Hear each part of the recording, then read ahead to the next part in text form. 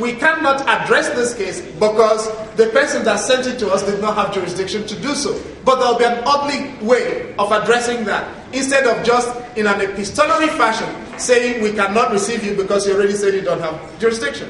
What I'm saying in effect through this illustration is that the relationships between the court and the commission need to continue to be managed irrespective of the progress we have made in the design issues in the rules of both institutions. And there's been progress in that regard. If you take the Peace and Security Council, in the past, the only mechanisms for dealing with massive atrocities in Africa were in Article 58 of the African Charter, and Article 58 is very confusing. Today, we have the Peace and Security Council, which is the successor to the conflict resolution mechanism that was created in 1993. And it enhances the tools available for addressing mass atrocities in Africa, extending them to high-level diplomatic, high-level political, in addition to fact-finding and case-based mechanisms.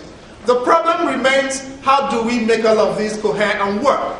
The Commission played a very active role in Darfur. The Commission was the first international entity to undertake a mission to Darfur. The heads did not do anything with that report. The Commission's report of its mission to Zimbabwe, very few people remember here that the Commission did a mission to Zimbabwe and wrote a very articulate report with very forthright recommendations. The heads did not do much with it, and it was caught in the bureaucracy of the AU. The Commission did a mission to Cote d'Ivoire long before the International Commission of Inquiry in Cote d'Ivoire was deployed. Not many people noticed that report.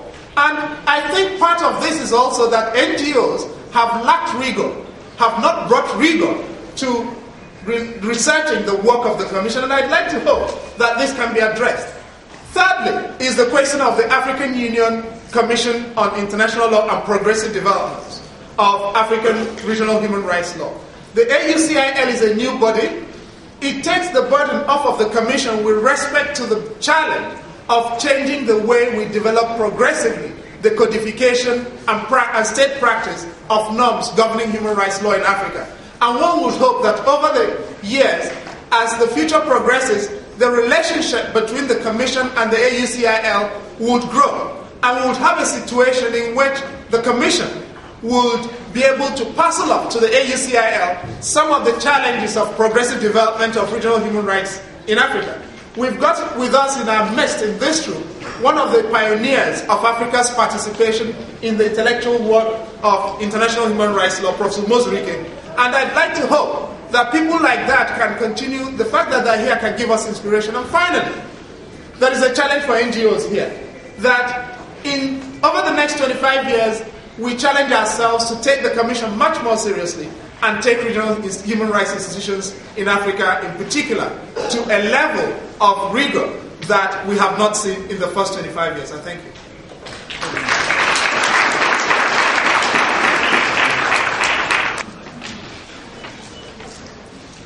Madam Chair of the African Commission on Human and People's Rights, for me hereafter the Commission, Commissioners past and present, Chair of this session, distinguished participants.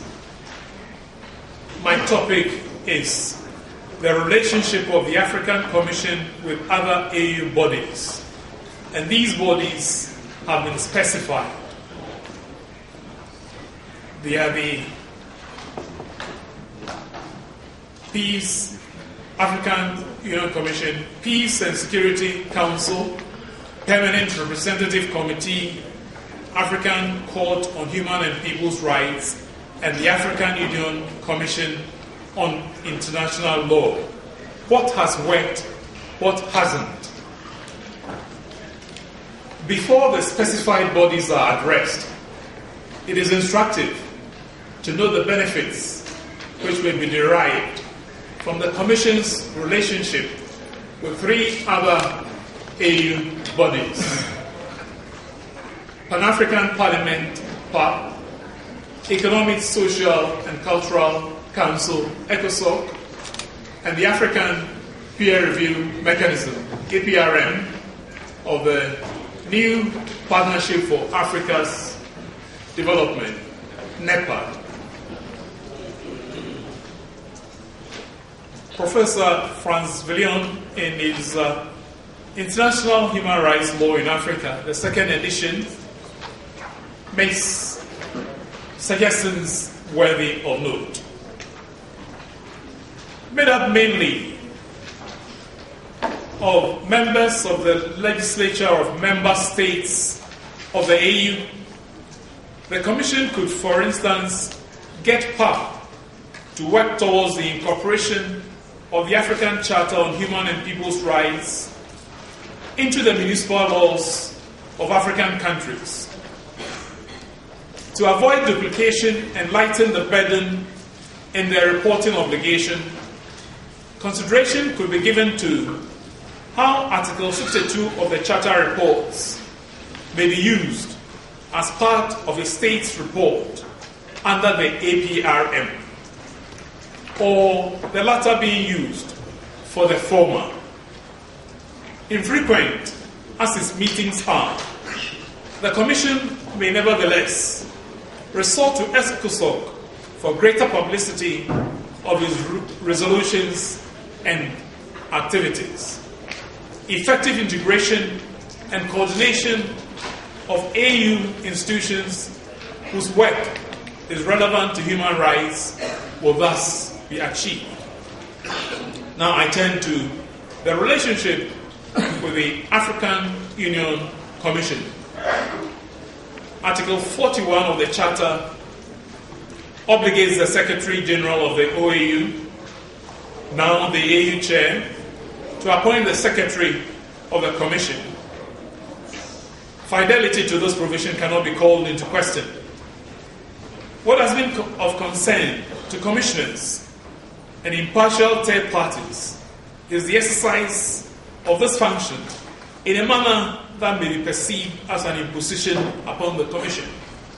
To be fair, the black letter law does not require the involvement of the Commission in the selection process for the appointment of the Secretary. However, commissioners are better judges of the strengths which a Secretary should have to enable her or him discharge her or his duties effectively. Consultation with the Commission, acting through the Chair, should not be seen as an abdication of responsibility, but an important step towards having an efficient, responsible, and reliable Commission.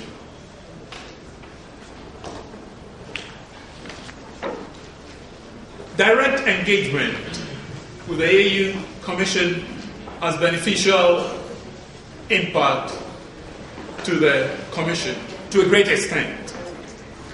There was a time in the life of the Commission where we had a 10-day rule. The OAU covered the per diem of commissioners for 10 and 10 days only. So if you spend time coming to the Commission, you broke your journey and spent time. If you arrived before the beginning of the session, and if you stayed on to catch your plane after the session, you were not covered. You had to pay for all these expenses that you incurred. It had an impact on the work of the Commission because airlines did not factor this rule into their work, and you would arrive before the Commission sessions began, or you would have to go after long after the session ended. So commissioners arranged the itinerary such that you had lack of quorum on a number of occasions. The Commission therefore decided that the Chair should go to Addis and engage the Secretary General on this and other issues.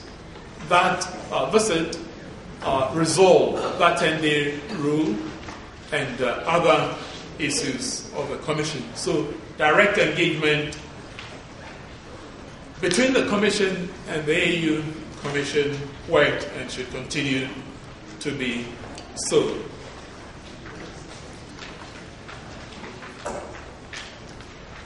The provision that I referred to, Article 41, on the appointment of the Secretary, also places on the AU Chair the obligation to provide the staff and services necessary for the effective discharge of the duties of the Commission. However, the perennial problem of lack of resources limited the fulfillment of this obligation of the AU Commission. In the circumstances, it was understood by the AU Chair that the Commission could source for human, material, and financial resources outside the AU. It was against this background that Raoul Wallenberg Institute of Sweden, acting on behalf of CDA, supplied fax machines to commissioners and also funded promotional missions of the Commission. So limited was the budgetary allocation by the OAU to the Commission that for the Chair to undertake the visit to the Secretariat of the AU just referred to, he had to add Ethiopia to the countries for which he had responsibility for promotional activity to enable the travel to be funded by Raoul Wallenberg Institute. In the same vein, Penal Reform International raised funds for the work of a special mechanism of the Commission, that of the Special Rapporteur on Prisons and Detention Centers in Africa. And at this juncture, my dear friend Odinka forgot one man who did so much for the Commission, Ahmed Othmani.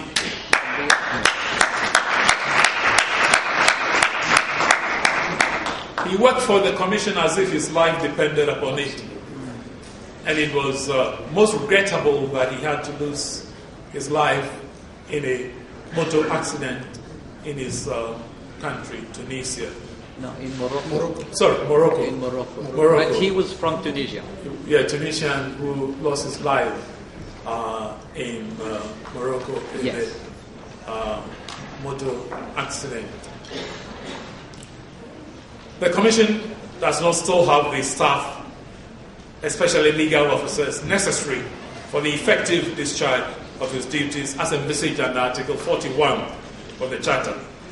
While an increase in the financial resources of the Commission is acknowledged, it is worthy of note that in 2011, donor contributions of $4,318,289 exceeded the AU budgetary allocation of $3,624,600.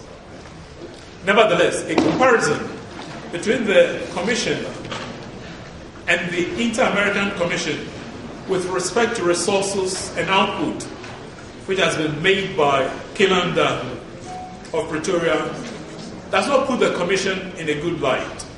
He writes, the funding level of the Commission is relatively similar to the Inter-American Commission on Human Rights, which in 2011 received $4.3 million from the Organization of American States and $5.1 million from donors.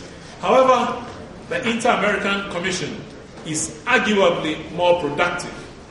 For example, the African Commission receives less than 1% of the more than 1,500 petitions that the Inter-American Commission receives in a year. It is clear that the African Commission cannot, as in the past, blame a lack of performance on a lack of resources.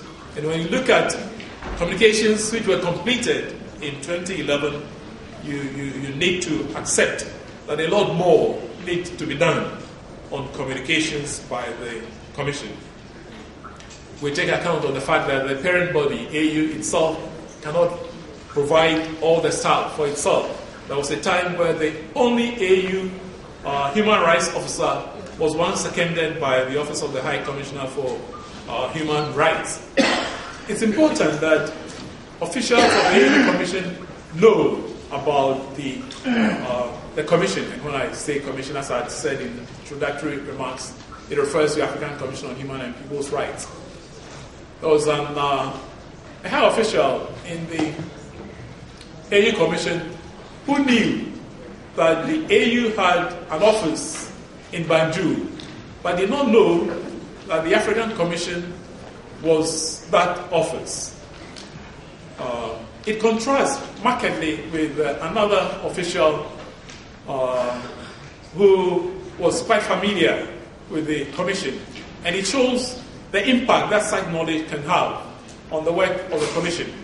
When this official got to know that commissioners were having difficulties getting permission to visit countries for promotional missions, he offered to work quietly for note verbal to be sent to countries that commissioners are intended to visit. And it did work very well. I'm very sorry that Commissioner, now Justice Kyoko isn't here, because he was the AU Commissioner who worked in this respect. It will be an improvement in the fulfillment of the obligation of the AU Commission under Article